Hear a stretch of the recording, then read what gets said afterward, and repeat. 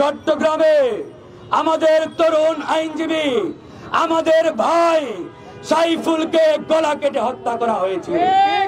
তারা আমাদের উপর সাম্রাজ্যবাদী নীতি চাপিয়ে দেয় যে আমাদের ভাই আফগানকে খুন করা হয়, যদি আমাদের বোন ফেলানি কারাগারে ঝুলে থাকে তাহলে বাংলাদেশের মানুষ বাধ্য হবে সাম্রাজ্য। আসসালামু আলাইকুম প্রিয় দর্শক, স্ক্রিনে থাকা ভিডিওটা ইতিমধ্যে আপনারা দেখতে পেরেছেন। প্রিয় দর্শক, আপনারা বর্তমান বাংলাদেশ সার্বিক পরিস্থিতি নিয়ে সবাই খুব আশঙ্কাজনকভাবে আছেন। আপনারা ইতিমধ্যে জানেন বাংলাদেশ ভারতের সাথে একটা দ্বন্দ্ব চলতেছে এবং সেটা কেন এটা আপনারা জানেন, এবং ভিডিও বিস্তারিত আমরা সম্পূর্ণ ভিডিওতে যে এই ঘটনাটা আছে আমরা কথা না বাড়িয়ে সরাসরি ভিডিওতে চলে যাই এবং ভিডিওটা দেখে আসি এবং না টেনে ফার্স্ট ক্লাস দেখব। চট্টগ্রামে আমাদের তরুণ আইনজীবী আমাদের ভাই সাইফুলকে গলা কেটে হত্যা করা হয়েছে। তারা এই হত্যাকাণ্ডের মাধ্যমে বাংলাদেশে একটি মেসেজ দিতে চায়, একটি বার্তা দিতে চায় যে আমরা হারিয়ে যাই নাই। আমাদের আম্মাজান, আমাদের নেত্রী ভারতে পালিয়ে থাকলেও তার সন্তানেরা বাংলাদেশের আনাচে কানাচে রয়েছে। এই শরীরে এক ফোঁটা রক্ত থাকতে এই বাংলাদেশ নিয়ে ভারতকে ছিনিমিনি খেলতে দেওয়া হবে না। চিন্ময় কৃষ্ণ দাসকে গ্রেপ্তার করা হলো, তখন ভারত থেকে স্টেটমেন্ট দেওয়া হচ্ছে তাকে জামিন না দেওয়া হলে সীমান্ত নাকি অবরোধ করা হবে। আমরা ভারতকে বলতে চাই এই দেশ কিভাবে চলবে সেই সিদ্ধান্ত আমরা নেব। তোমাদের মাতব্বরি এই বাংলার মাটি থেকে 5 আগস্টে আমরা কবর দিয়ে দিয়েছি। একটাই আলটিমেটাম, উগ্রবাদী ইসকনকে আগামী 24 ঘন্টার মধ্যে নিষিদ্ধ ঘোষণা করতে হবে এবং এই বাংলাদেশকে বিপদে ফেলার জন্য হাসিনার এই সন্তানেরাই যথেষ্ট। তারা এমন একটি মেসেজ দিতে চায়। প্রিয় বন্ধুগণ, আজকে বলতেই হয় এই দেশে সাম্প্রদায়িক দাঙ্গা লাগানোর জন্য ভারত এবং তাদের এদেশীয় এজেন্টদের ব্যবহার করে একটি বড় ধরনের পরিকল্পনা বাস্তবায়নের চেষ্টা চালানো হচ্ছে। একটা কথা একবারেই ক্লিয়ার করে দেই, আমাদের হৃদয়ে, আমাদের শরীরে আবু সাঈদের রক্ত, মীর মুগ্ধের রক্ত প্রবাহিত হচ্ছে। এই শরীরে এক ফোঁটা রক্ত থাকতে এই বাংলাদেশ নিয়ে ভারতকে ছিনিমিনি খেলতে দেওয়া হবে না। এই বাংলাদেশ কিভাবে চলবে, এই দেশকে আমরা কিভাবে চালাবো সেই সিদ্ধান্ত বাংলাদেশের ছাত্র এবং জনগণ নেবে। এই দেশ কিভাবে চলবে সেই সিদ্ধান্ত ভারত নিতে পারে না, নিতে দেওয়া হবে না। আজকে যখন উগ্রবাদী ইসকনের সেই কমান্ডার চিন্ময় কৃষ্ণ দাসকে গ্রেপ্তার করা হলো, তখন ভারত থেকে স্টেটমেন্ট দেওয়া হচ্ছে তাকে জামিন না দেওয়া হলে সীমান্ত নাকি অবরোধ করা হবে। আমরা ভারতকে বলতে চাই এই দেশ কিভাবে চলবে সেই সিদ্ধান্ত আমরা নেব। তোমাদের মাতব্বরি এই বাংলার মাটি থেকে 5 আগস্টে আমরা কবর দিয়ে দিয়েছি। এদেশে ভারতের কোন তাবেদারি, ভারতের কোন কথা, সিদ্ধান্ত আমরা আগামীতে আর বাস্তবায়ন হতে দেব না। প্রিয় বন্ধুগণ, আজকে সারা বাংলাদেশে তাদের যে অপতৎপরতা, এই অপতৎপরতা রুখে দিতে আমরা প্রস্তুত। ইতিমধ্যে ভারত এবং খুনি হাসিনা 1000 কোটি টাকার একটি প্রকল্প বাংলাদেশের মাটিতে বাস্তবায়নের চেষ্টা চালাচ্ছে। 1000 কোটি টাকা দিয়ে হাসিনার সন্তানদের, খুনি হাসিনার দোসরদের রাজপথে নামিয়ে দেওয়া হয়েছে। তারা গ্রামে গঞ্জের সাধারণ সহজ সরল নাগরিকদের ভুলিয়ে ভালিয়ে ঢাকায় এনে একটি বিশৃঙ্খল পরিস্থিতি তৈরির চেষ্টা করছে। আমরা তাদেরকে বলতে চাই তোমাদের বীজ দাঁত ভেঙে দিতে এদেশের ছাত্র জনতা এখনো জেগে রয়েছে, এখনো জেগে রয়েছে। সুতরাং এই দেশ নিয়ে চক্রান্ত বন্ধ করো, এই দেশ নিয়ে ষড়যন্ত্র বন্ধ করো। আমরা জেগে আছি, আমরা হারিয়ে যাই নাই। দেশের প্রশ্নে, স্বাধীনতার প্রশ্নে, সার্বভৌমত্বের প্রশ্নে ঐক্যবদ্ধ হতে আমাদের 5 মিনিট সময় লাগবে। 5 মিনিটের মধ্যে আমরা ঐক্যবদ্ধ হব। যাই হোক, পরিশেষে একটাই কথা, একটাই আলটিমেটাম, উগ্রবাদী ইসকনকে আগামী 24 ঘন্টার মধ্যে নিষিদ্ধ ঘোষণা করতে হবে। এভাবে আমাদের উপর সাম্রাজ্যবাদী নীতি চাপিয়ে দেয়, যে আমাদের ভাই আফগানকে খুন করা হয়, যদি আমাদের বোন ফেলানি কারাগারে ঝুলে থাকে, তাহলে বাংলাদেশের মানুষ বাধ্য হবে সাম্রাজ্যবাদ বিরোধী লড়াইকে আন্তর্জাতিক রূপ দিতে। কখনো বাংলাদেশের মানুষকে এই কাজে বাধ্য করবেন না।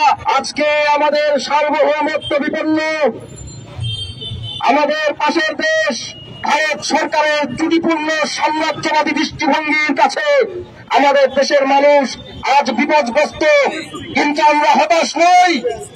আমাদের সার্বভৌমত্বের প্রশ্নে আমরা স্মরণ করছি আমাদের পূর্বপুরুষদের লড়াই, আমরা স্মরণ করছি 24-এ গণঅভ্যুত্থানে ভারতীয় আধিপত্যবাদীদের এজেন্টদের বিরুদ্ধে রুখে দাঁড়ানো আমাদের আহত ভাই বোনদের, আমাদের শহীদদের। আমরা স্মরণ করছি 90-এ ভারতীয় মদতপুষ্ট সামরিক সরকারের বিরুদ্ধে লড়াইয়ে নামা বাংলার ছাত্র জনতা 90-এর শহীদদেরকে। আমরা স্মরণ করছি 71 সালের মুক্তিযোদ্ধাদেরকে।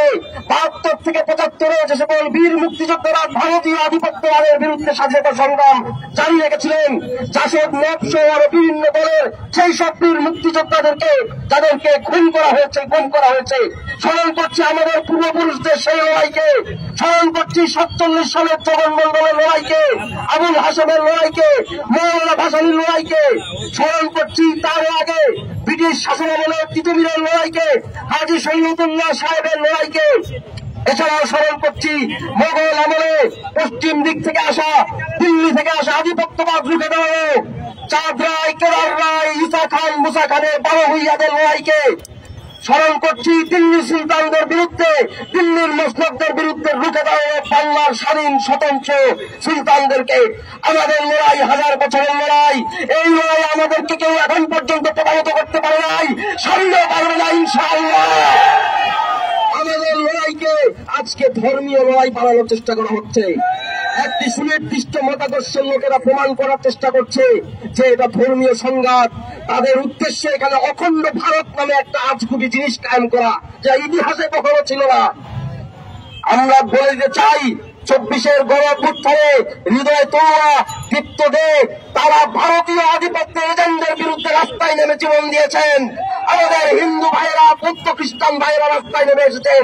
বাংলাদেশের মানুষ, মুসলমান, হিন্দু, বৌদ্ধ খ্রিস্টান তাদের রায় দিয়ে দিয়েছে। বাইরের দেশের কোন আধিপত্যবাদ আমরা মানব না। আমরা একত্রিত হয়ে আমাদের পূর্বপুরুষদের লড়াইয়ের ইতিহাসকে অনুপ্রেরণা হিসেবে সামনে রেখে আমরা যে কোনো আধিপত্যবাদ, যে কোনো সাম্রাজ্যবাদ রুখে দেব। আজকে জানিয়ে দিতে চাই, ভারতের জনগণ, আপনাদের সাথে আমাদের কোনো দুশ্মনী নাই। বাংলাদেশের মানুষ শান্তিপ্রিয়। কিন্তু আপনাদের সরকার যদি বারবার এভাবে আমাদের উপর সাম্রাজ্যবাদী নীতি চাপিয়ে দেয়, যদি আমাদের ভাই আফগানকে খুন করা হয়, যদি আমাদের বোন ফেলানি কারাগারে ঝুলে থাকে, তাহলে বাংলাদেশের মানুষ বাধ্য হবে সাম্রাজ্যবাদ বিরোধী লড়াইকে আন্তর্জাতিক রূপ দিতে। কখনো বাংলাদেশের মানুষকে এই কাজে বাধ্য করবেন না। ভারতের শান্তিপ্রিয় জনগণ, আপনাদের বলি, আপনারা আপনাদের সরকারকে বোঝান, আপনাদের সরকারের সাম্রাজ্যবাদী নীতির বিরুদ্ধে দেন। ভারতের যে নদী নীতি, আমাদের নদীগুলো শুকিয়ে মেরে ফেলেছে, তারা একটার পর একটা ড্যাম দিয়েছে, আমাদেরকে অর্থনৈতিক ভাবে ফ্ল্যাট ডাম্পিং করেছে। এই সকল নীতির বিরুদ্ধে দান। আজকে দেখুন, মালদ্বীপ আপনাদের সাথে নাই, শ্রীলঙ্কা আপনাদের সাথে নাই, নেপাল আপনাদের সাথে নাই। নেপালের বেশিরভাগ মানুষ হিন্দু, তারপরে তারা আপনাদের সাথে নাই। সময় থাকতে আপনাদের অপরাধ, আপনাদের ভুল বুঝে নিন। বন্ধুগণ, আমরা দেখছি জগন্নাথ হল থেকে আমাদের সহযোগী ভাই বোনেরা একটি মিছিল নিয়ে আসছে। আমরা কড়া করে তাদের অভিনন্দন জানাই।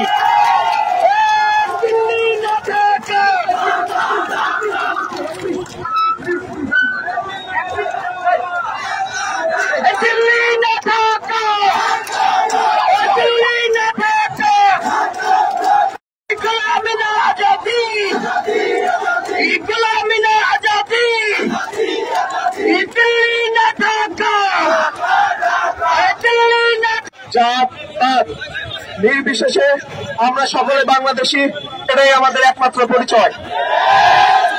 আমরা দেখেছি বিভিন্ন সময়ে বাংলাদেশে সনাতনীদের ওপর বিভিন্ন ধরনের ষড়যন্ত্র করা হচ্ছে। শুধু সনাতনীরা, সকল বাংলাদেশের ওপর বিভিন্ন ধরনের ষড়যন্ত্র করা হচ্ছে। এই ষড়যন্ত্রের বিরুদ্ধে আমাদেরকে সকলের একসাথে রুখে দাঁড়াতে হবে। আমরা শুরুতে একটা বলতে চাই, শুধু জগন্নাথ হল না বা ঢাকা বিশ্ববিদ্যালয়ের বাকি 17 বা 18টি হল না, আমাদের সকলের একটাই পরিচয়, আমরা সবাই বাংলাদেশী। বাংলাদেশের সার্বভৌমত্বে আমরা অবশ্যই সবাই একত্রিত থাকবো। ভারতে বাংলাদেশি কনসুলেটে যে হামলা হয়েছে সেটা তীব্র নিন্দা। শুধু জগন্নাথ হল না, বাংলাদেশের প্রত্যেকটি নাগরিকের জানানো উচিত বলে আমি মনে করি। আমরা বিভিন্ন সময় দেখতে পাই, এটা খুবই কষ্টের, বিশেষ করে আমাদের জগন্নাথ হলের জন্য। বিভিন্ন যে অনলাইন গ্রুপগুলো আছে, ঢাকা বিশ্ববিদ্যালয়ের শিক্ষার্থী সংসদ প্লাস যেকোনো গ্রুপ, সেখানে আমরা দেখি জগন্নাথ হলকে টার্গেট করে বিভিন্ন ধরনের কথাবার্তা বলা হয়। আমরা আজকেও সামনে থেকে দেখেছি জগন্নাথ হলকে উদ্দেশ্য করে বিভিন্ন ধরনের কথাবার্তা বলা হয়েছে। জগন্নাথ হল নাকি ভারতের এজেন্ট, জগন্নাথ হল নাকি ভারতের দালাল। জগন্নাথ হল যদি ভারতের দালাল হয়ে থাকে তাহলে জগন্নাথ হল থেকে কেন আজকে এত বড় মিছিল এখানে আসলো? আমি জানি না, আমি এখানে মাত্র এসেছি, আমি জানি না কোনো অন্য কোনো হল থেকে আলাদা করে এরকম একসাথে 40-50 জনের মিছিল এখানে আজকে এসেছি না। আমি সবার প্রতি, ঢাকা বিশ্ববিদ্যালয় তথা বাংলাদেশের সকলের প্রতি আমি অনুরোধ জানাবো, পরবর্তীতে যেন জগন্নাথ হলকে নিয়ে এইরকম দৃষ্টতাপূর্ণ মন্তব্য যেন না করা হয়। পরিশেষে আমি বলতে চাই, জগন্নাথ হল সহ ঢাকা বিশ্ববিদ্যালয়ের সকল হল প্লাস বাংলাদেশের সকল জনগণ, আমাদের একটাই পরিচয়, আমরা বাংলাদেশী। বাংলাদেশের সকল অধিকার এবং বাংলাদেশের সার্বভৌমত্ব রক্ষা। স্ক্রিনে থাকা ভিডিও ইতিমধ্যে দেখেছেন। ভিডিওটা অবশ্যই গুরুত্বপূর্ণ এবং ইম্পর্টেন্ট ছিল। ভিডিওর মূল্যবান মতামতগুলো কমেন্ট বক্সে কমেন্ট করে জানিয়ে দিবেন। ভালো থাকবেন, সুস্থ থাকবেন। আপডেট ভিডিও পেতে চলুন আমাদের সঙ্গে চোখ রাখবেন। আল্লাহ হাফেজ।